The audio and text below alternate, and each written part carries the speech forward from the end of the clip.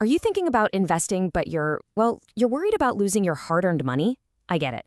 The single most important step you can take before you invest even one single dollar is to truly understand yourself. And that's exactly what we're going to do today. Welcome to another video on investment basics by Mr. Majid Butt, who is an accountant, a software programmer, and an investment researcher. Today, we're going to walk through a detailed workshop designed to help you discover your personal investor profile. Think of it as building the foundation for your entire financial future. So here's our game plan. We've got 5 sections. First, we'll cover the absolute fundamentals of risk and return. Then we'll get into what an investor profile actually is. Next, the main event, a full-blown investment risk questionnaire. After that, I'll show you exactly how to score your profile. And finally, we'll talk about what happens next. All right, let's dive into section 1, risk and return fundamentals. You can think of this as the one unbreakable rule of investing. Getting this concept down is absolutely crucial for everything else we're going to talk about. So what do we even mean by risk? It sounds scary, but it's pretty simple. Risk is just the possibility that the return you get from an investment is different from what you thought you'd get. And yeah, that definitely includes the chance of losing some or even all of the money you started with. Now this is the big trade-off. Risk and return are basically 2 sides of the same coin. If you're shooting for higher possible returns, you have to be willing to accept a higher possibility of loss. On the flip side, if you want lower risk, you have to be content with lower possible returns. There is no magic investment out there with high returns and no risk. It just doesn't exist. Okay, on to section 2, defining your investor profile. And I love this subtitle. It's not just about what you want, it's about what you can handle. Because your profile is really made of 2 very different but equally important parts. The first part is your risk tolerance. This is all about your feelings, your gut. It's how willing you are to take on risk and deal with all the uncertainty that comes with investing. The best way to think about it is the sleep at night test. Could you sleep soundly if your portfolio dropped 10% overnight? Or would you be up all night panicking? That feeling, that's your risk tolerance.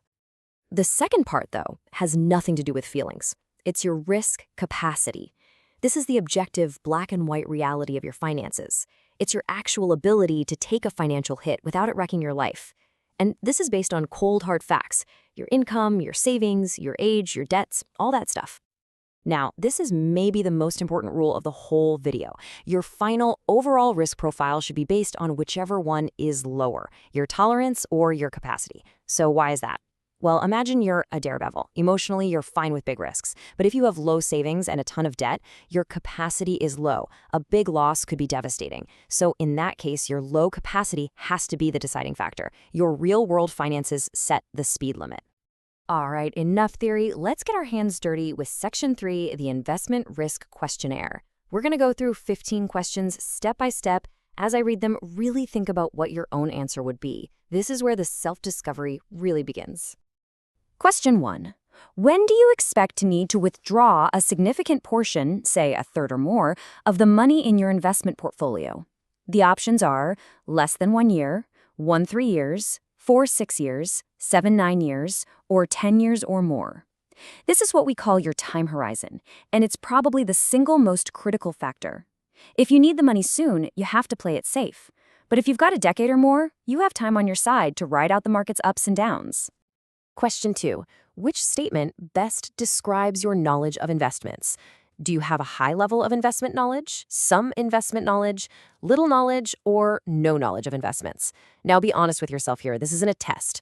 Your knowledge level just helps determine which types of investments are a good fit. Jumping into complex stuff without understanding it is a recipe for disaster. Question 3. What is your primary goal for this portfolio? Is it safety, meaning your main goal is just to not lose money? Income, to generate a regular cash flow?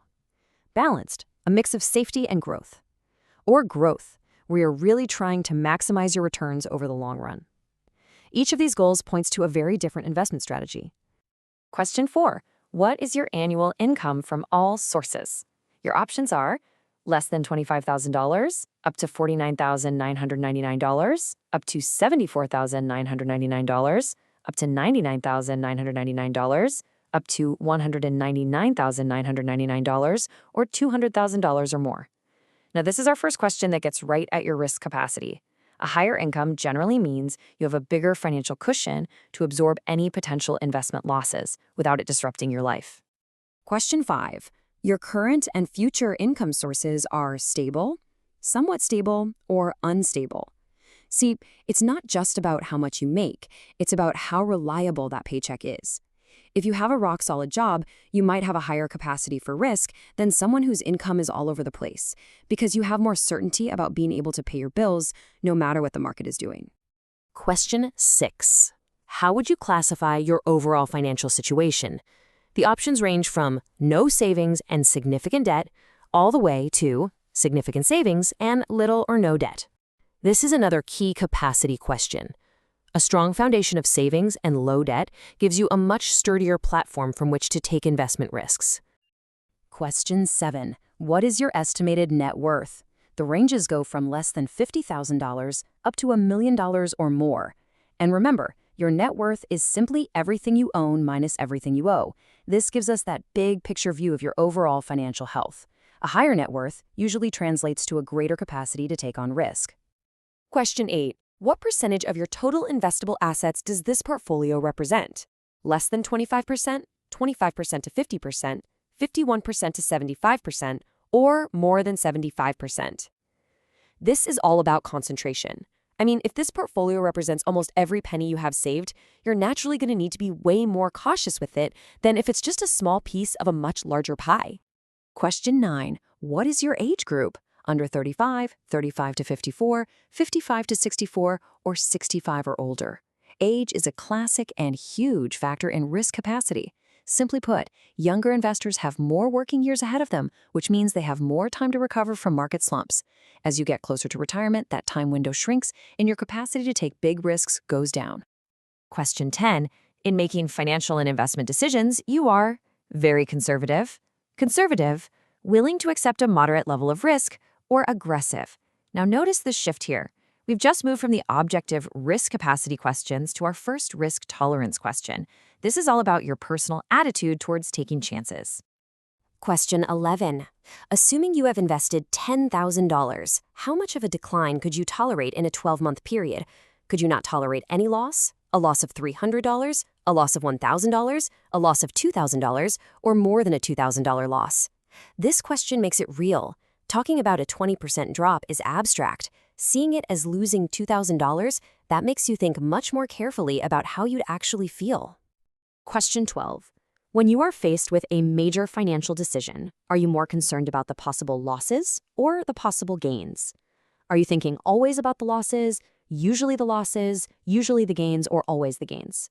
This one gets right to the core of your investor's psychology. Are you driven more by the fear of losing money or by the hope of making more? There's no right answer, but it says a lot about your innate tolerance for risk. Okay, for question 13, take a look at the 4 options on the screen. The question is, given the potential gain or loss in any one year on a $10,000 investment, which would you choose? Option I is a potential loss of $0 for a gain of $200. Option 2 is a potential loss of $200 for a gain of $500. Option 3 is a potential loss of $800 for a gain of $1,200. And finally, option 4 is a potential loss of $2,000 for a potential gain of $2,500. Which one of those trade-offs feels the most comfortable for you? Question 14. From September 2008 through November 2008, stock markets lost over 30%.